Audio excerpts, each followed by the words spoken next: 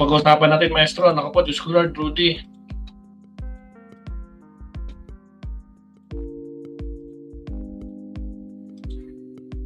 Sino ang person of interest? Kaya sino-sino ang mga person of interest? Diyos ko Lord. Naku po. Sino-sino kaya ang nasa likod, mga kabsat, na nagplano dito sa ating kabsat na si Mima Alicia?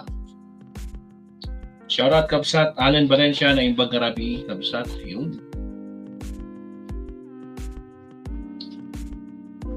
Actually, may update muna tayo. Puntahan nga muna natin si... Ito.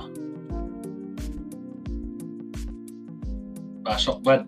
Actually, ganito na ako. So, yan. Pinanatan rin niya si DILG Secretary John Vic Remulla at si PNP Chief. Binanatan ni Mima sa binati-batikos niya si PNP Chief Nartates, pati itong si John Vic. Melencio Nartates, at sinabi nga niya na kakasuhan na daw itong mga head, itong mga konsentidor na head ng Philippine National Police General Hospital na nangimbento ng sakit sa puso, pneumonia, degenerative disease, kasama naman niya kung tumatanda ka na, yung backbone mo humihina na, o mga buto mo, So dapat imbestigahan rin sila, dapat tratuhin rin sila as persons of interest. Hindi, although meron na sila lead dito sa mga DDS vloggers or DDS generals and colonels, meron pa tayo narinig sa isang magandang lawyer ng Bureau of Customs na mga retired police generals and colonels ang nagpa-gargar, nag-hire ng killer ng riding in tandem na killer para patayin itong si Alicia Lipata. Alicia Lipata ang shout out. So pakinggan natin, hindi pa natin pwede i-play ito kasi DCMM sila, stricto sila sa copyright. Pero audio lang, hiramin natin yung audio dito sa interview nila sa police chief ng Caloocan. Ang nangyari pala, umuwi sila ng bahay mga 3 o'clock, and then doon na kaya parang walang force entry sa bahay dahil papasok pa lang sila, inupakan na sila. Kaya pala nakatagpo ang conscious na katawan nitong si Mima Alicia sa labas ng bahay. Zuki, shout out. Pakinggan natin to. Spot report. 8:46, nagbabalik po ang spot report. Ako pa rin po si Alibal, shout out. At ako po, Jeff Caparas. Sa oras po ito, mga kausap natin sa kabilang linya si Police Colonel Joey Gofort, ang Chief of Police po ng Caloocan City Police Station. Abay patungkol ito sa insidente ng Pamaril. Diyan po sa bahagi ng Caloocan kung saan isang babae ho ang nasawi at yung kanyang kinakasama ay nasugatan. Hingi tayo ng update. Magandang po Colonel Gofort, Marlene po at Jeff Spot Report. Good evening, Colonel. Yes, sir. Good evening po. Colonel, pakikwenta ka ho muna sa amin. Ano ho ang nangyari? Bakit nauwi po sa Pamaril? Itong naganap na krimen po dyan sa bahagi ng Caloocan. Opo. Bali, kaninang 3:06 AM, July 17, itong biktima natin na nakilala natin na si Alicia Lipata. At na 24 years old, isa po siyang vlogger. Okay. At ito namang kanyang pinakasama, na si Nelboy Luz Tapa, 24 years old din po. Ay dumating sa kanilang inuupahang bahay na matatagpuan dito sa Terra Nova, Caloocan, North Caloocan. Pinarada nila yung kanilang sasakyan sa harap ng gate ng kanilang inuupahang bahay. At nung pagbaba ni Alicia ay bigla na lang po may lumapit na 2 tao at pinagpaparil po sila.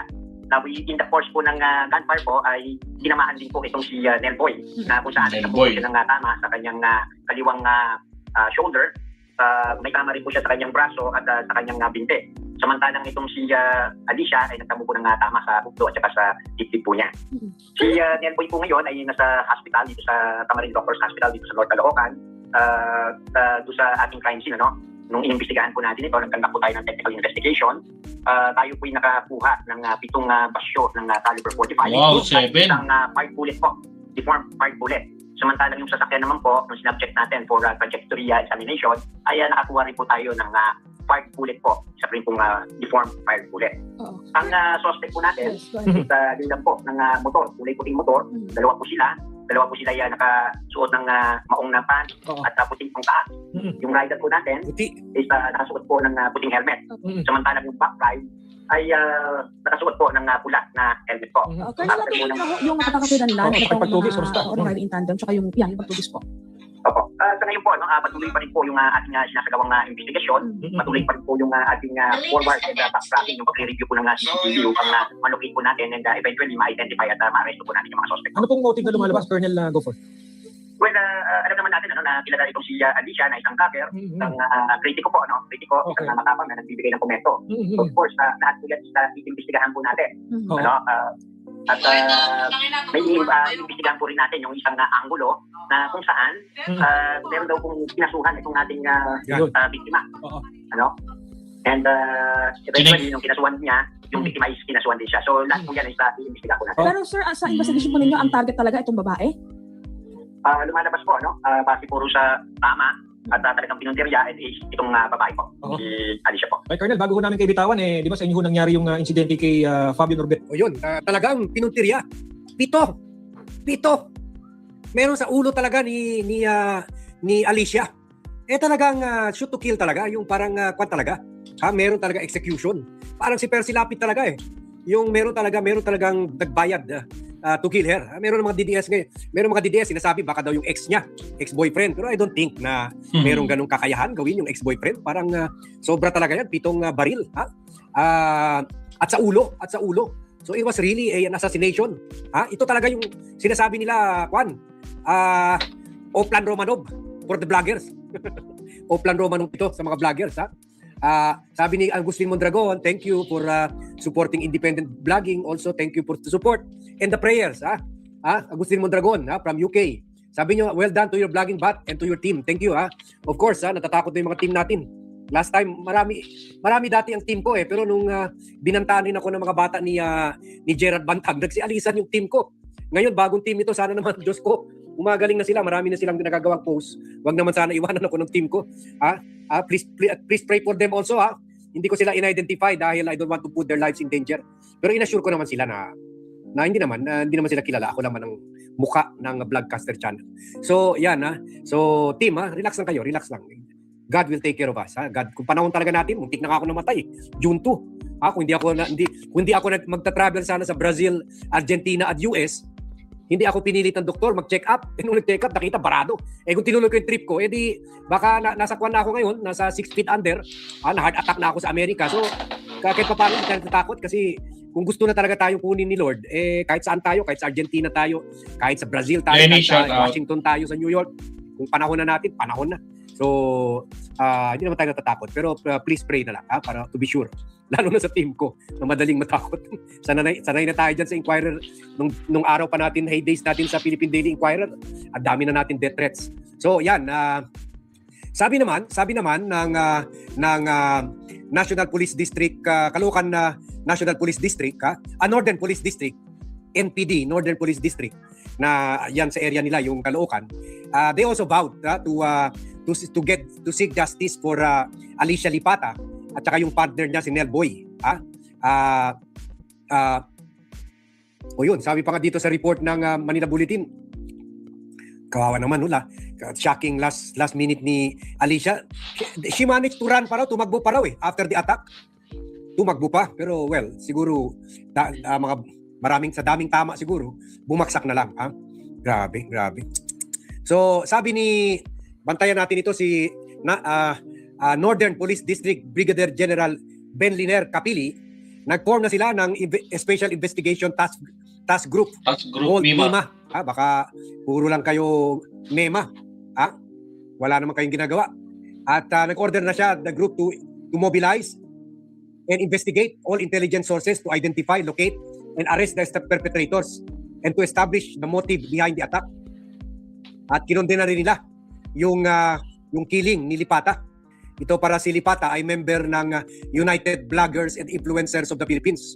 At yun nga, kilalang supporter. Marami itong picture ni kasama kay President Bongbong Marcos. So, kaya nga inintriga siya na yun daw, may onsehan sa 2 million na budget. Kung maalala nyo, nung si Jay Ruiz ang Presidential Communication Office Secretary, PCO, isa sa mga dahilan na tinanggal siya ni President Bongbong Marcos ay nawala yung 50 million budget ng Malacanang para sa mga vloggers monthly. Alam ko yan kasi inopera rin ako Although syempre, mas mataas sa akin kaysa sa kanila. So yun daw, sabi ng Talaga mga lang, pinag-away. Pero I doubt it. They wouldn't go to this extent. Nakikita ko pa dahil meron parang sharp tongue ito. Kung sa English, sharp tongue. Itong si grabe kung umatake ito. Grabe. Siguro naalala nyo yung atake niya kay Zuleika Lopez at kay Vice President Sara Duterte, yung parang hinuhubaran na sila. Parang grabe yung mga marami kahit yung mga napanood ng mga kaibigan ko, sabi niya grabe para si Alicia Bata. Napanood ko yung sinabi niya kina Sara at kina Zuleika Lopez. Yung parang sinabi niya, katiin mo na lang yan. So, baka doon, maraming na-conclude, baka yun ang dahilan. Kaya talagang napikon na talaga. Napikon na talaga. Kasi grabe talaga. So, tayo naman, kinukwot lang natin yung sinabi ni Mon, na Mon Tulfo, na family friend ng mga Duterte, na sinabi, common knowledge na sa Davao na may relasyon ang dalawa, pero itong si Mima mas graphic. Mas graphic, parang kwan na, parang yung pinapanood natin sa mga skandal. O yun, sabi ni Doe 3030, Mima was sitting in the driver's seat when she was shot in the chest. She was still running, but when she fell, she was immediately shot in the head. Kaya pala. Pero sabi naman ng pulis, palpak talaga itong mga pulis, sabi binaril nung bumaba na.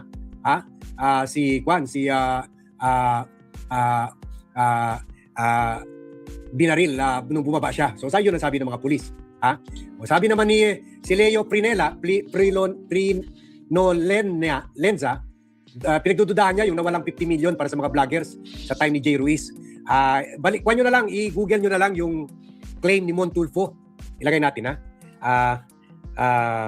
baka nandyan pa dali. Yun rin, blinag rin yun ni Mon Tulfo na ni Sara at ni PCO. Kasi Inquirer fake news ba yan? 50 million nawala para budget sa mga vloggers. Di ba? Yan, si Jay Ruiz. Sino ba yan? Kundi si Jay Ruiz. Siyempre, dininay ni Jay Ruiz. Normal lang yan.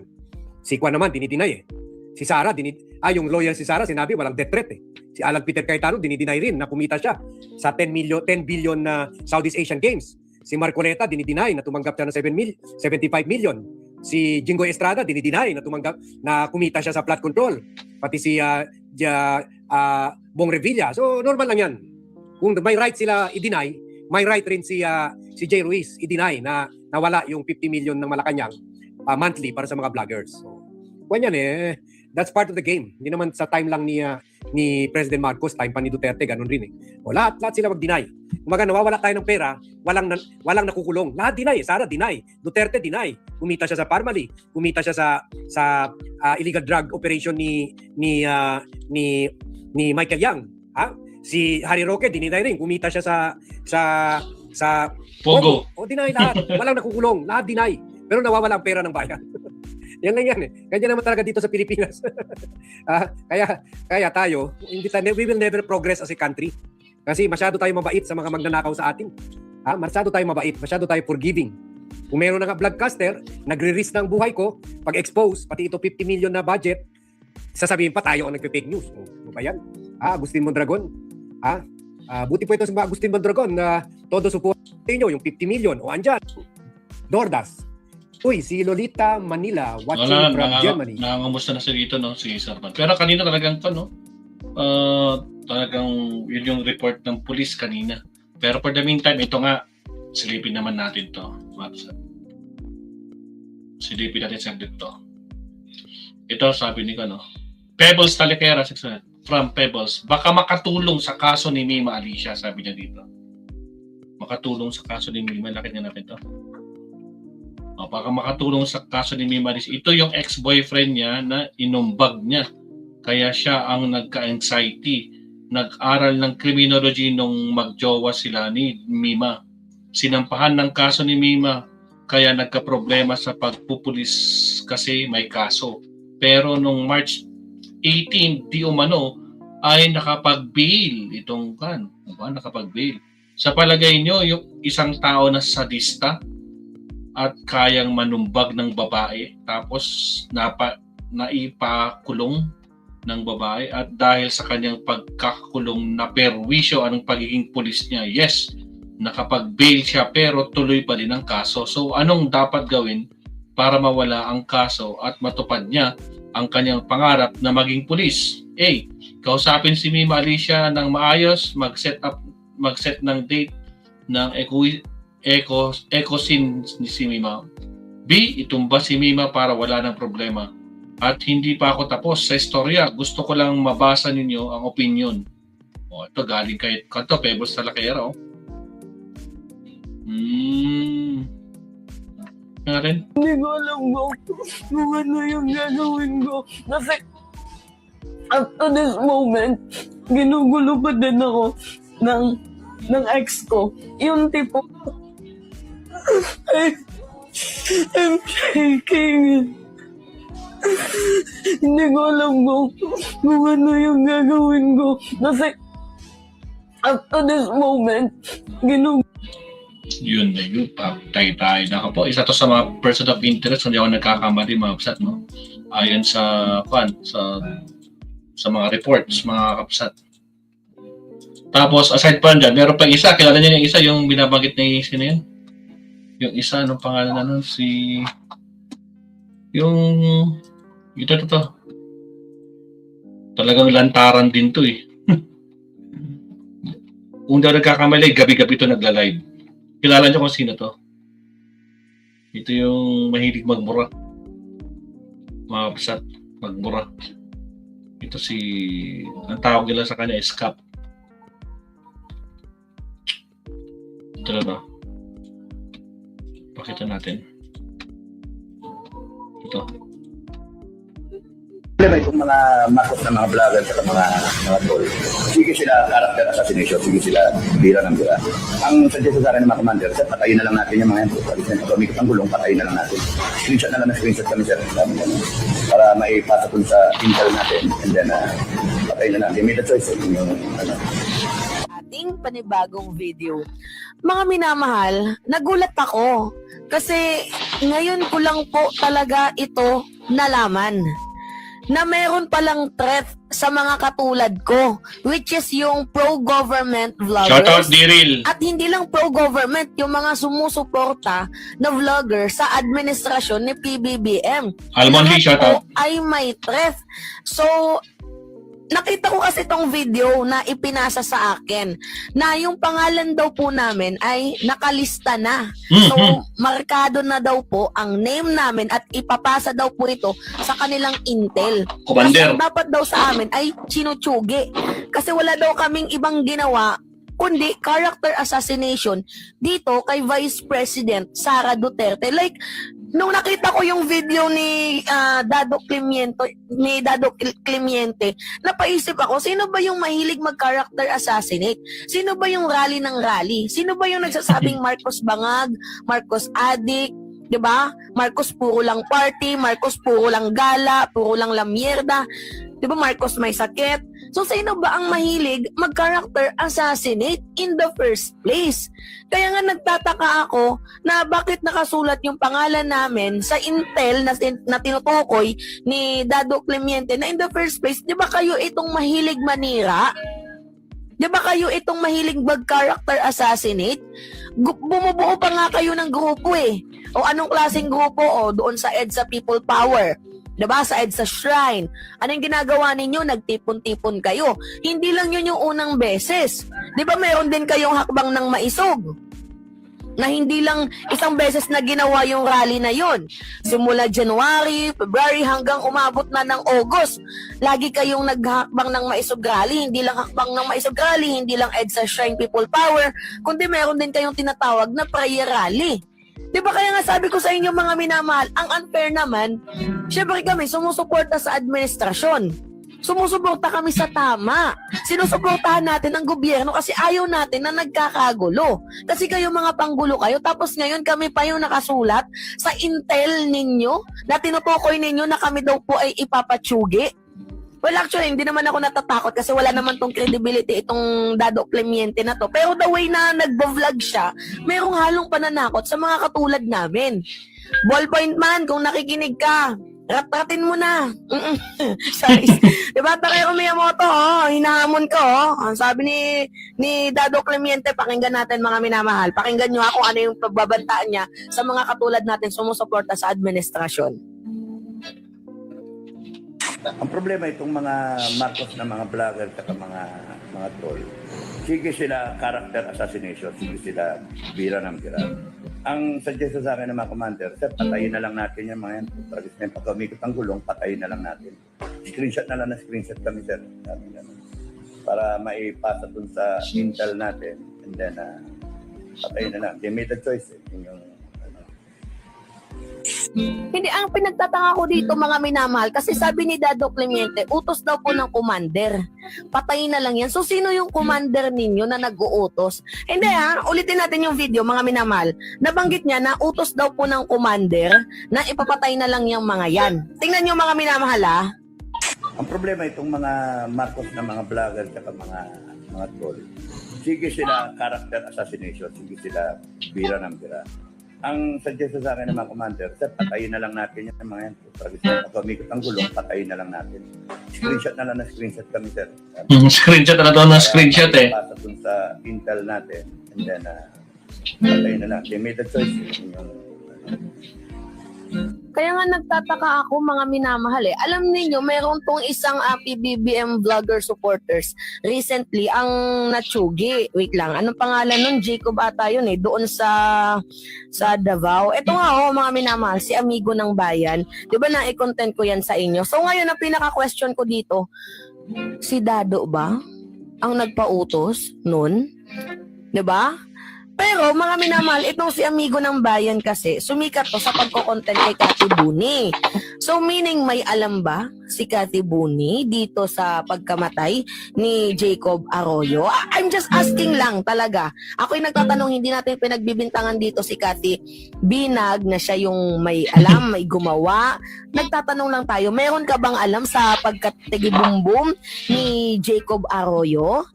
Diba? Or else naman may kinalaman dito si Dado Clemente kasi ang sabi ng kanyang commander, utos daw, ilista yung mga pangalan and after ilista yung pangalan, ipasa sa kanilang intel tapos pagbabarilin yung mga taong yan. Like for what? Ano yung mapapala ninyo? Sa tingin ninyo, kapag lahat ng mga vloggers na sumusuporta kay PBBM, nategi yan, sa tingin nyo, malaki yung benepisyo nyo dyan? Hindi magiging malaki yung benepisyo nyo dyan dahil pinapatunayan nyo lang na kayo ay mga guilty. Hindi nyo kayang magsalita ng opinion by opinion, sagutin yung isang argumento by an argument, kundi ang ginagawa ninyo ay ad hominem. Ad hominem to mga minamahal, and beside bukod sa ad hominem, threat itong ginagawa ninyo. Hindi to patas, hindi to maganda. Itong ginagawa ninyo na nananakot kayo kasi mga minamahal, may mga vloggers naman talaga na iba nagko-content, sumusuporta, wala namang tinitira dito kay Sara Duterte. Kumbaga, sinusuportahan lang talaga si PBBM. Ngayon, paano yung mga vlogger na sinusuportahan lang si PBBM? Problema itong mga Marcos na mga vlogger at mga troll, sige sila character assassination, sige sila bira ng bira. Ang suggestion sa akin ng mga commander, sir, patayin na lang natin yung mga yan. Pag umikot ang gulong. So, yan mga kapsat. Actually, meron pang pero medyo... Sige sila character assassination, sige sila bira ng bira. Ang suggestion sa akin ng mga... Yung kay Ballpoint, meron siya kinontent kanina dito. Teka lang Huwag na huwag niyo sasaktan yan kasi papatayin namin kayo lahat. Uubusin namin kayo. Yan ang threat sa presidente. Utangin niyo lahat. Subukan niyo kami ngayon. Gago kayo. Tanginan ninyo. Sabi talaga si Dado, no? Nasaan na yun? Meron yung kinontent niya Banat ba? Hindi akong kung tangat patulan si Bading. Meron. Ito na. Bin. On the spot ang isang political Or sa YouTube niya, baka sa YouTube niya. Okay, magbablog istorbo. Istorbo yan guys, ganyan yan. Wala, yung mga lang to. Yung mga DDS na mga walang kwentang DDS tulad ng mga banateros. Alright, so yan muna sa itong update sa mga person of interest na po. Mukhang magkakaproblema itong mga to, no? So abangan na lang natin kung ano magiging next. Pero actually may mga naibulong na. Siyempre, hinihintay kasi natin yung official yung official na official na statement ng yung PNP na yon, yung PNP yung nagbigay ng statement kahapon. So hinihintay lang natin para Pero so far, according sa ating source, sa ating puting kabayo, mukhang natukoy na po, Mabsat, no? Tinukoy na po kung sino ang nasa likod nito kay Mima. So alamin. So hopefully, in-expect ko nga sana ngayong gabi kaso wala namang di ba wala pang nilalabas. So abangan nila kasi mahirap naman ako unahan natin baka sabihin nila Diyos ko po. Alright, so Mabsat. So kung next topic tayo. Again, maraming salamat po sa mga bagong pasok. Shoutout sa 500 plus live viewers. Baka naman, Mabsat na like and subscribe po tayo. Alright, countdown tayo sa ating next topic. Here we go.